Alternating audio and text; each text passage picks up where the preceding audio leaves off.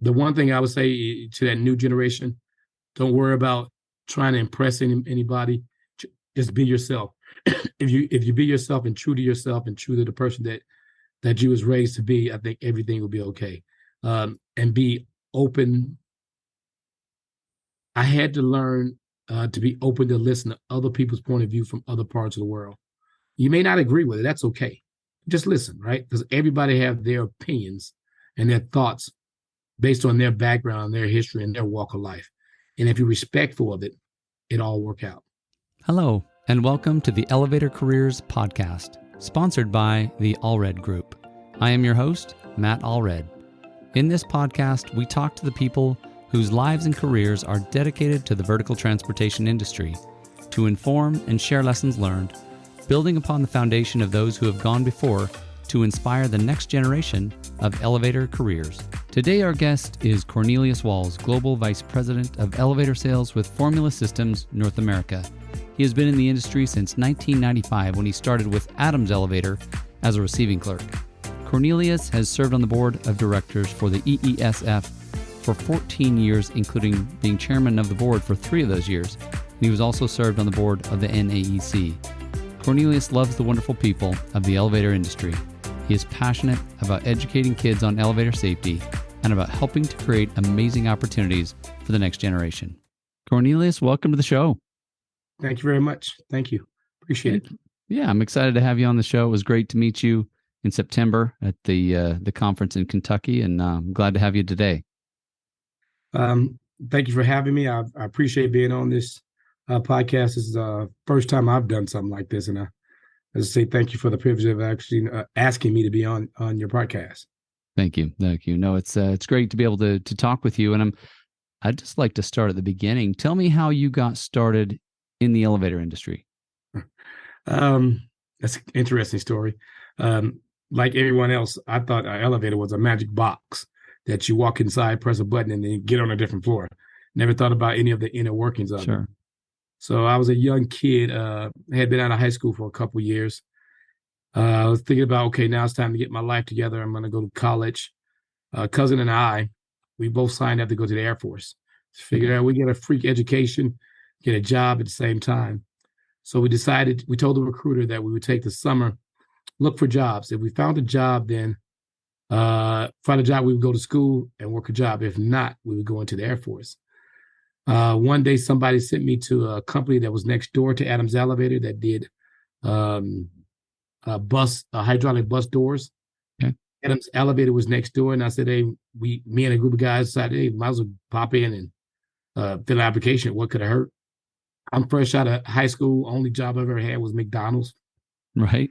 I had this 6-page application with engineering experience and all this. I was like, man, all my other buddies, took them 30, 40 minutes. It took me 5 minutes because all I had to put was my name and McDonald's on the application. And a month or so later, they called me back, right? Why they called me back, I have no clue. But that was the start of my career. I got hired at Adams Elevator in 1995 as a receiving dock clerk.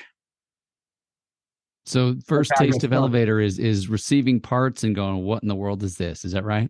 Exactly. My first taste of it is just, unloading parts on a dock and going to school in the evening for business.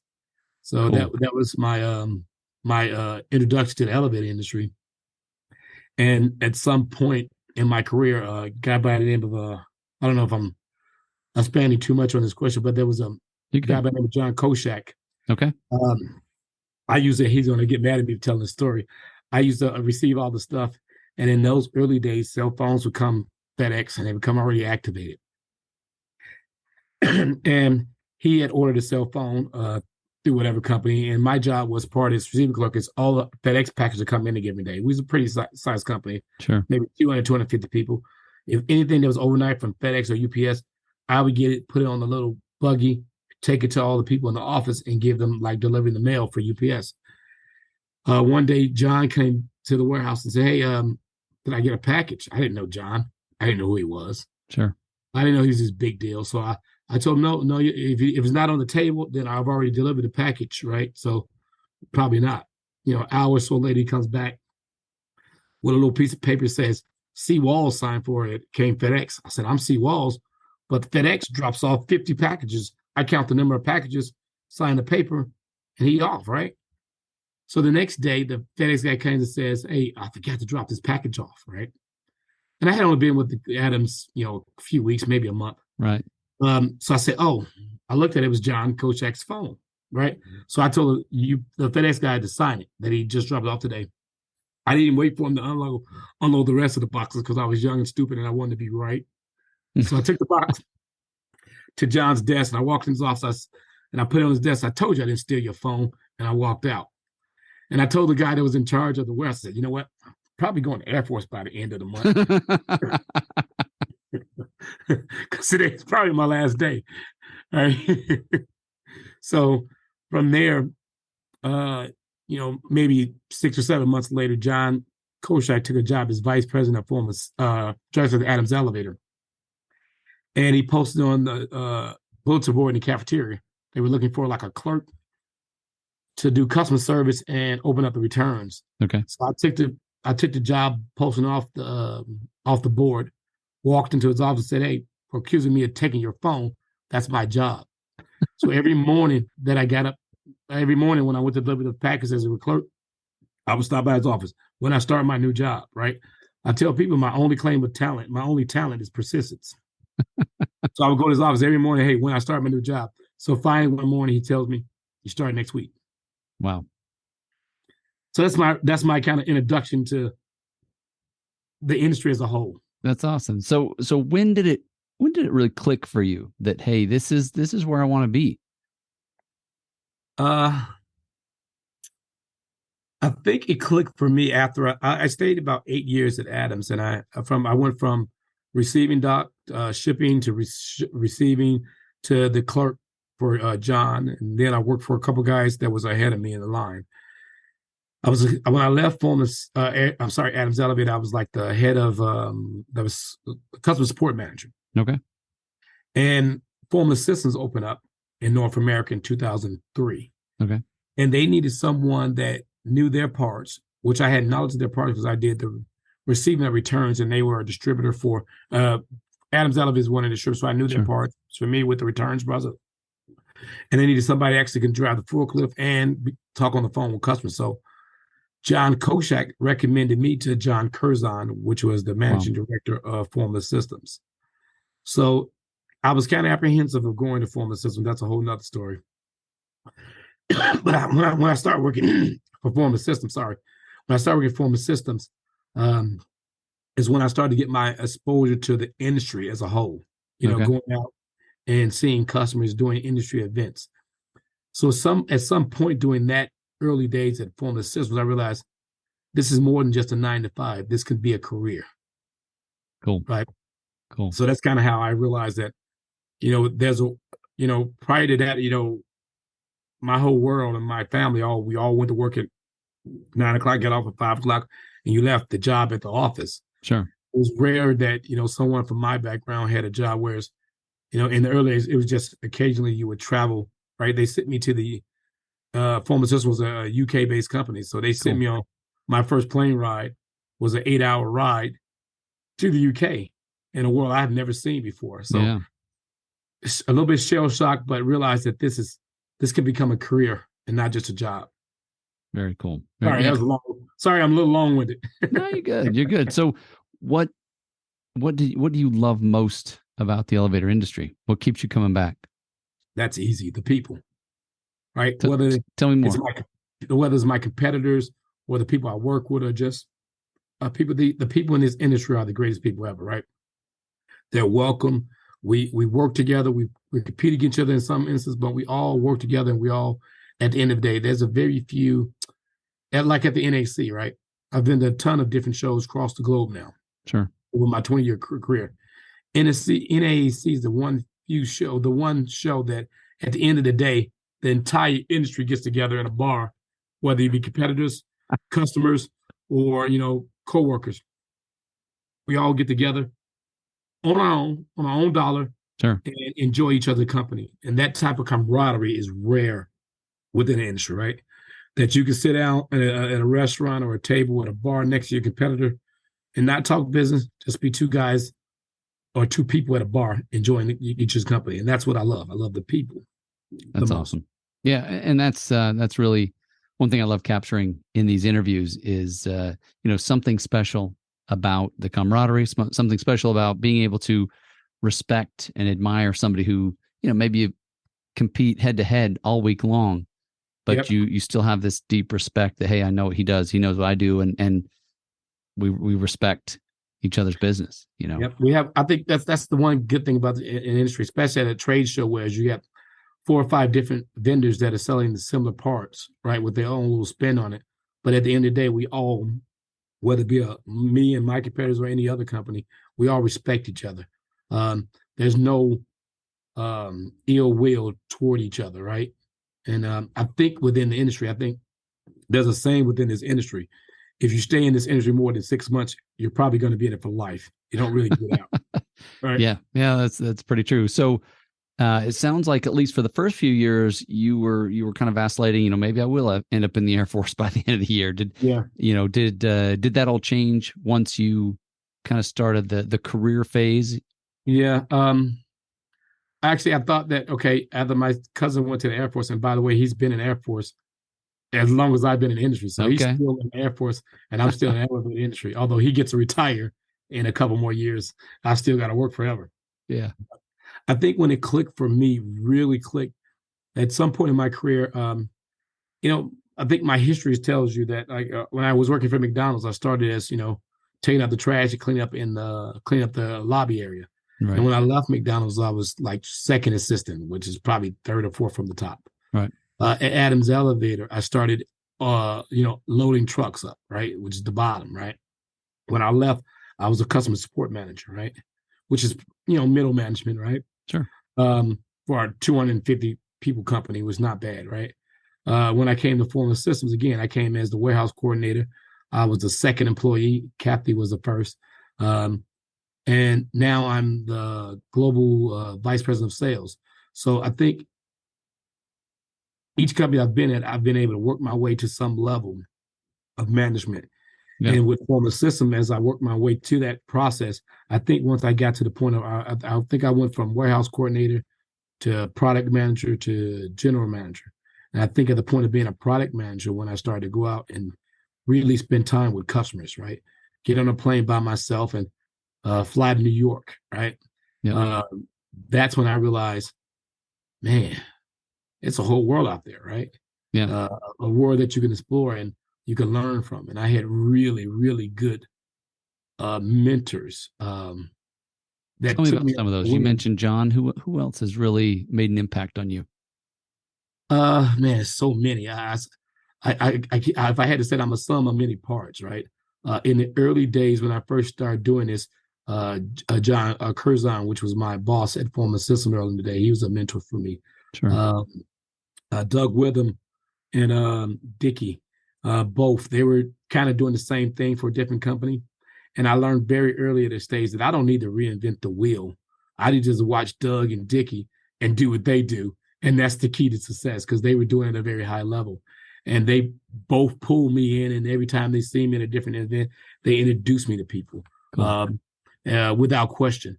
So Doug, Dickey, Bob Jackson, Steve Husband, Allison Whitaker. There's a ton of, I couldn't go through the list of people in this industry that I've learned from, but I think the GL Group, the Glazers, okay. Walt and Herb were probably some of the big ones in the very beginning. Like I said, being yourself. I can remember one of the first time I was ever out at an industry event, and we met up at a restaurant or a bar or something. And I was by myself. Curzon wasn't with me, which was my boss. And Walt seen me and he said, Corn, hey, Corn, come here. Gives me a big hug. I'm like, wow, the owner of GL is hugging me. This is $1 million guy. Do he know I'm just Corn? and he says, Corn, order a drink. So I'm like, I'm like, man, what do I order? This guy's going to probably order something fancy, right? I'm a little kid. I'm in my 20s. I'm from the urban part of Chicago, right? Yep. I barely know how to order a beer at a bar, right? And he orders um, a Captain Morgan and a Coke. He orders a Captain Morgan and Coke, right? Captain and Coke. I'm thinking, it's a pretty average drink for a rich guy. Okay, I'm just going to order what I want, right? So I know that's a silly little lesson, but that taught me he didn't order it because what he can afford or what He he wasn't trying to put on a show, right? He was just being him. Just order what he liked, right? So I just ordered what I like. And I think that lesson is something, and it was a lesson that he didn't even know he was teaching, right? But that lesson is something I probably carried throughout my career. Just be you, Corey. Don't try to be anybody else. Did that shift things for you? Did you notice that in yourself as you learn that lesson kind of going forward? Yeah, and I try to spread that same lesson on to others, right? So as one of my things, shifting gears, one of my things is somebody helped me out during my younger days. It is my responsibility in my mind to help someone else out. And I always tell people, especially when I see them at the industry events, the NAEC, I see a new guy, a new face. I always try to just be yourself. This industry is a warm and welcoming industry. Just be yourself. And I try to make a point of meeting new faces and pulling them into the crowd. And if they're sitting somewhere at a bar and we all there, I pull them out of it by himself and pull them in with the crowd, kind of like what Dickie and Doug did for me. I try to pass that lesson on to others. That's awesome. And that's one of the things I see as being special about this industry is again, the camaraderie, just a feeling that we're all in it together. And you had mentioned to me at one time, just, kind of being able to fit in and be welcome. Do you want to talk a little bit about that? Yeah, it's unique for me, right? Because again, I'll say that I hate to keep harping on it, but I'm just a little kid from the inner city of Chicago, the west side of Chicago, right? Not a whole lot of exposure. So when you come into an industry that's dominated by, one group, right, you're expecting this negativity. But within this industry, I can't sell, it's always those bad apples, where those are far and few between. Mm-hmm. And for the most part, for 95% of the part in this industry, I've been welcomed into the industry by all different groups, all different races. And more than welcomed, I mean, just totally greeted. And I love that factor that I can be in a room and people have made that point to me. Corn, how do you go in a room and be all these people and you feel like you're at home? It's the way the people make you feel, right? Yeah, so if I had friends with me at events and they're like, wow, right? Wow. Right. And more than one account, people with me have said, I'm amazed at that. Right. But that's the love of this industry. Well, and it sounds like, you kind of approached it initially with some apprehension, maybe some fear that, hey, these people aren't going to want me. They're not going to, they're going to, whatever, see my weakness or prejudge me. And yeah, I didn't think we would be able to relate. Yeah. Okay. I didn't think we'd be able to relate because, just so big of background differences. But that's just so untrue. I think what I've learned over the 20 years is that people are all the same. We all, true. The things that are different about us is far and few apart, right? Opposed to if you get to know a person, our wants, our needs, our thoughts, the delivery of those thoughts may be slightly different. The package that is wrapped in might be slightly different. True. But as a whole, in the general, we're all the same. So true. Yeah. Beautiful. So I don't feel that. So now as I walk through life and go to different countries, right, and see different types, I'm more welcomed, less apprehensive about just joining into a group. Yeah. Yeah. Well, and it sounds like, having experienced that for yourself, you can even approach others who may be a little apprehensive themselves and just welcome them in, give them a hug, whatever it is, to say, hey, we're in this together. Right? We're human beings. I don't, Absolutely. And I guess in many ways in this industry, I look at it as another thing. I don't mean to be racist. I look at myself as the Jackie Robinson, right? Sure.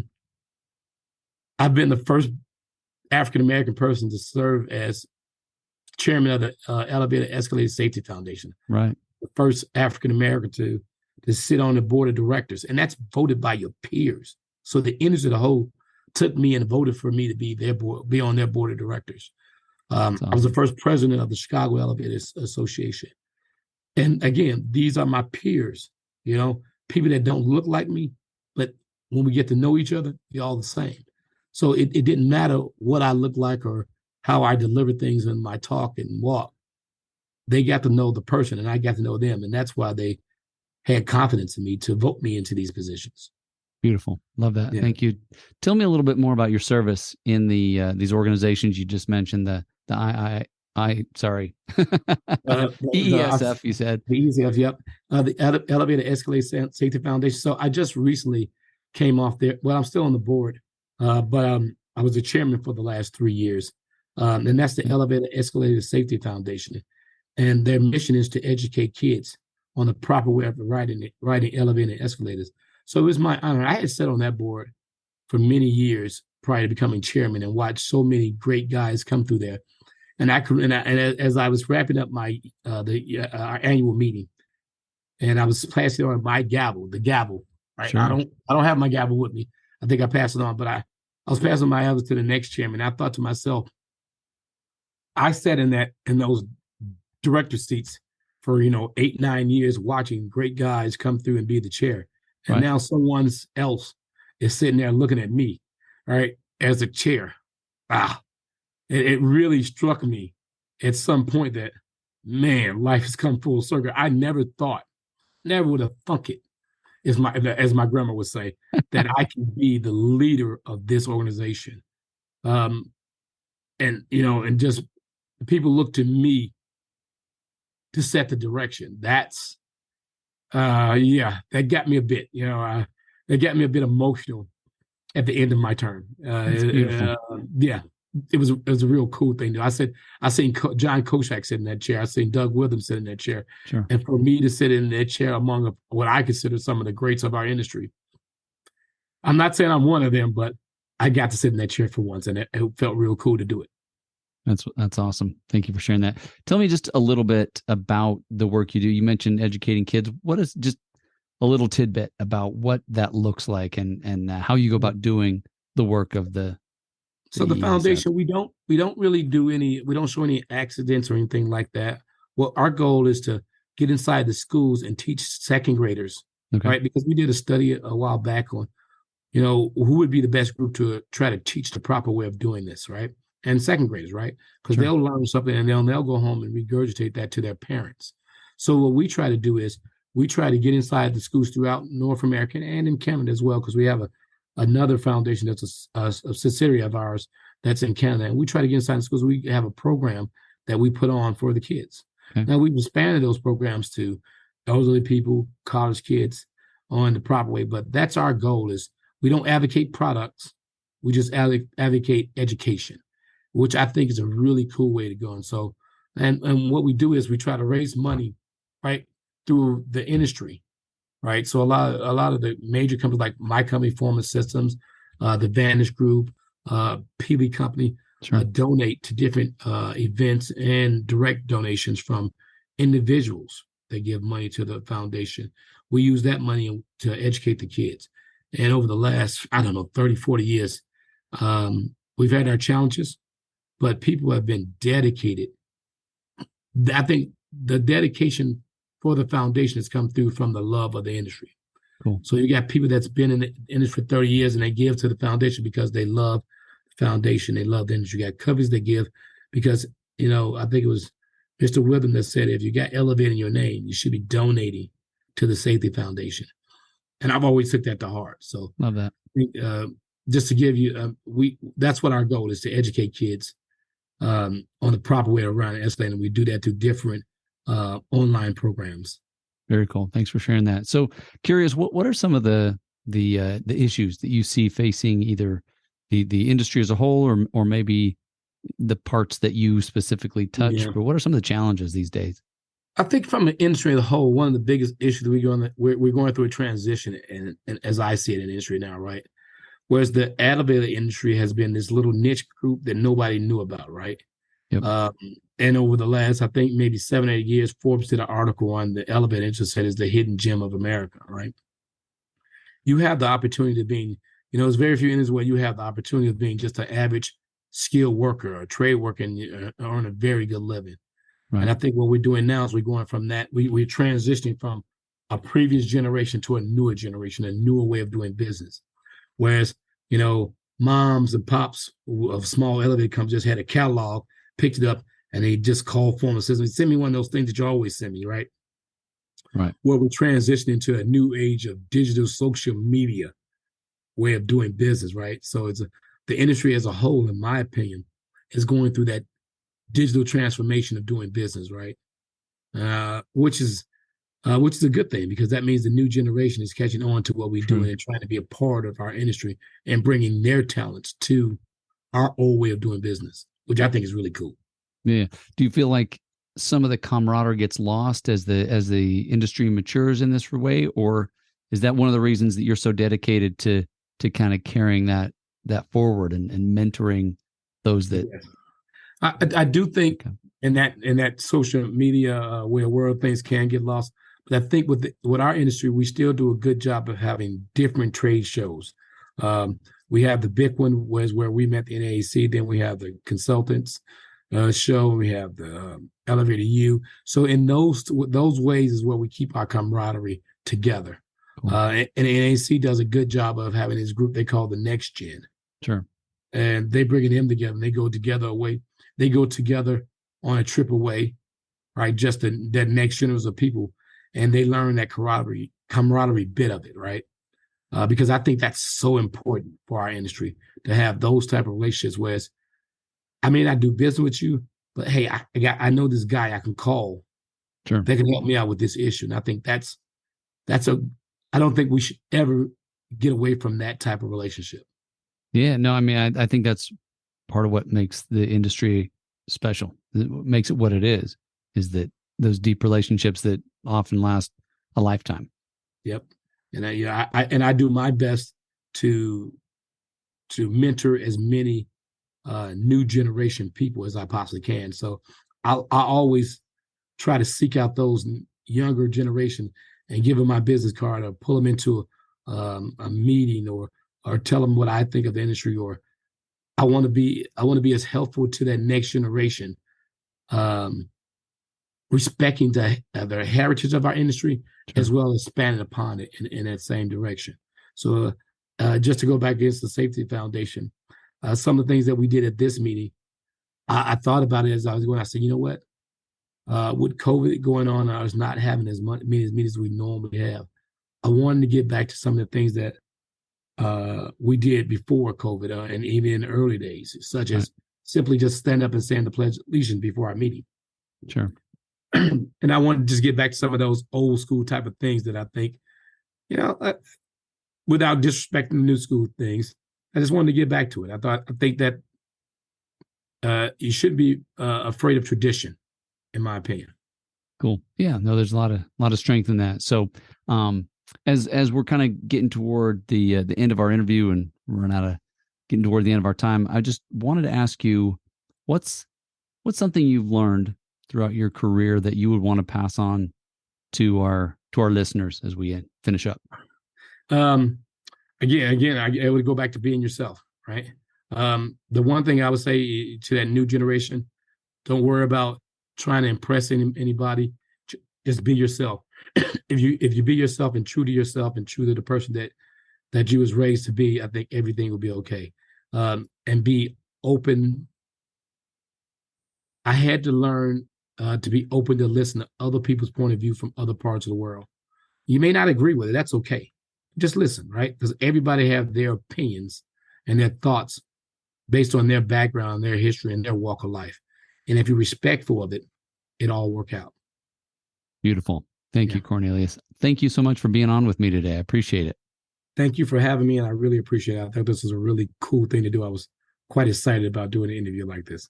Awesome. Well, good luck to you as you continue to build your business, and we'll talk again soon. Thank you. Bye-bye. Thank you. Thank you for listening to the Elevator Careers Podcast, sponsored by the Allred Group, a leader in elevator industry recruiting.